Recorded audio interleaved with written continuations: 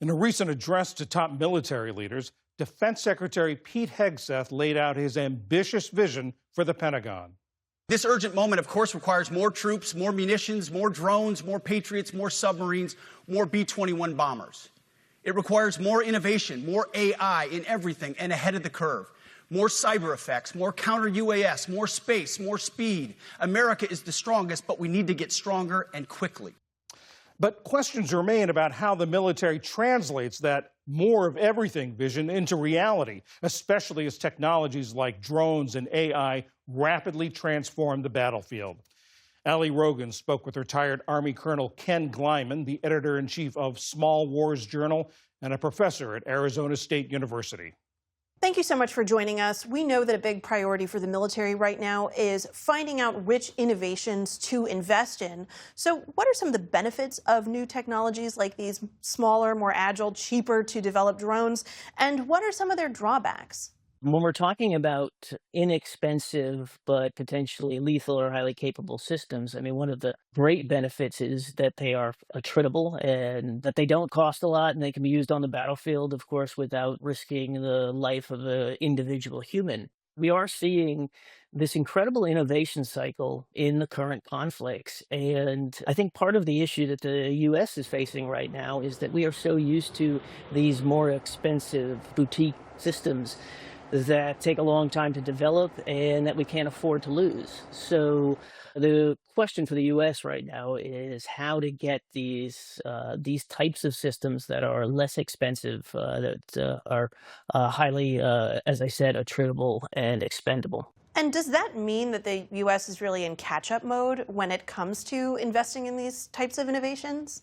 I think the U.S. is in catch-up mode, certainly depending on who you're comparing the U.S. to.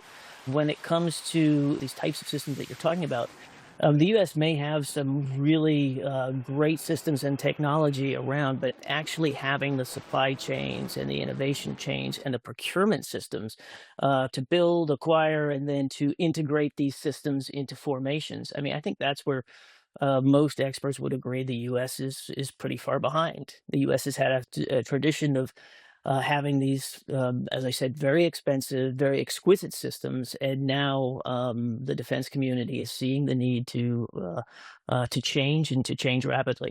Are tools like AI and drones, though, fundamentally changing the nature of warfare?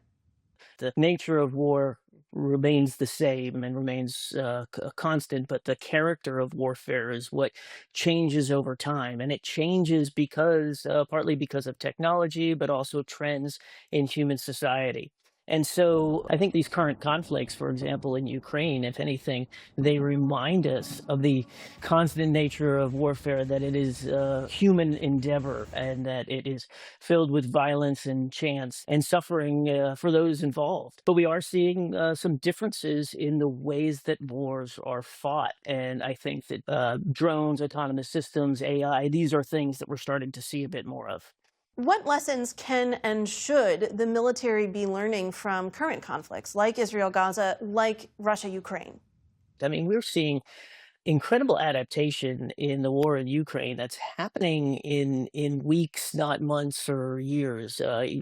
Innovation is happening between battles, not between campaigns or over the course of the year. And that rapid innovation cycle, changing the way units are formed, the way they fight, the tools they use, it's actually quite hard to keep up with that.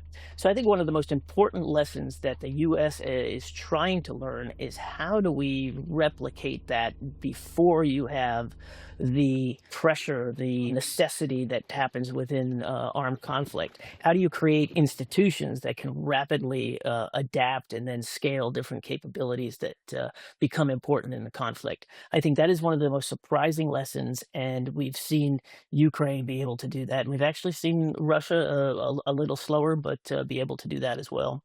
And Secretary Hegseth has talked about needing more of basically everything, more troops, more big weapons, more nimble weapons, more strength. Is that realistic for a Defense Department which is well-funded but still has finite resources? Every Secretary of Defense faces this sort of giant dilemma, which is one that I think is best framed between the decisions of three things that all cost money and time, and that's readiness, modernization, and capacity. You want your forces to be ready for the kind of conflict you think they're going to face. You want them to be modernized so that they are, ready for what's next and not behind. And then you want to have the capacity to fight the wars that you think you need. Everything's a trade-off. The more you spend on readiness, you might not be able to spend on modernization. The more you spend on modernization, you might not be able to afford the capacity you need.